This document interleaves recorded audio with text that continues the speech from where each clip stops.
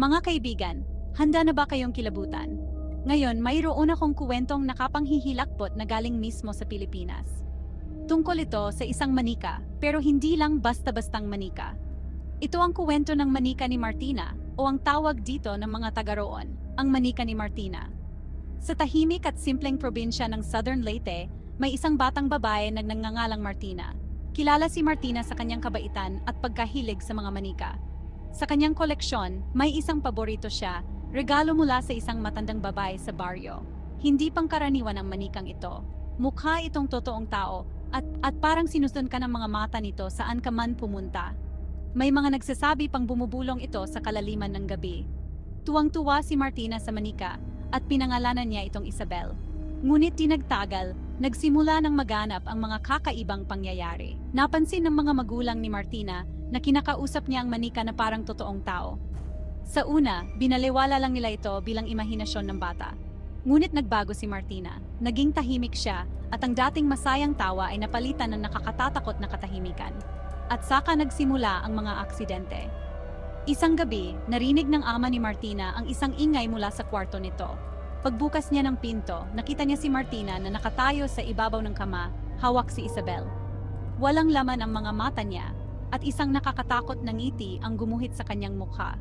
Biglang lumamig ang silid, at bago pa niya namalayan, sinugod siya ni Martina. Puno ng di may paliwanag na lakas ang kanyang maliliit na kamay. Mula ng gabing iyon, hindi naging katulad ng dati ang ama ni Martina. Madalas siyang nakaupo sa sulok, bumubulong-bulong tungkol sa manika. Nagdesisyon ang pamilya na itapon si Isabel, ngunit sa tuwing susubukan nila, misteryosong bumabalik ang manika.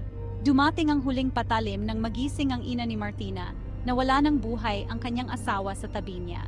Nakapilipit ang mukha nito sa takot, na parang may nakita siyang nakakatakot sa mga huling sandali ng kanyang buhay.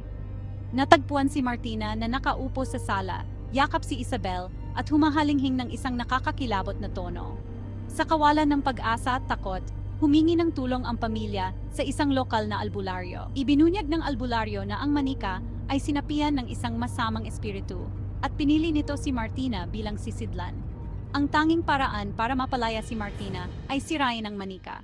Ngunit hindi ito magiging madali. Nagbabala ang albularyo na lalaban ng espiritu. Sa huling pagsisikap, nagsagawa ng ritual ang pamilya at ang albularyo upang palayasin ang espiritu. Habang nagsasagawa sila ng ritual, nagsimulang magpupumiglas at sumigaw ang manika. Napuno ang silid ng madilim at mabigat na enerhiya. Ngunit nagpatuloy sila, determinado na iligtas si Martina.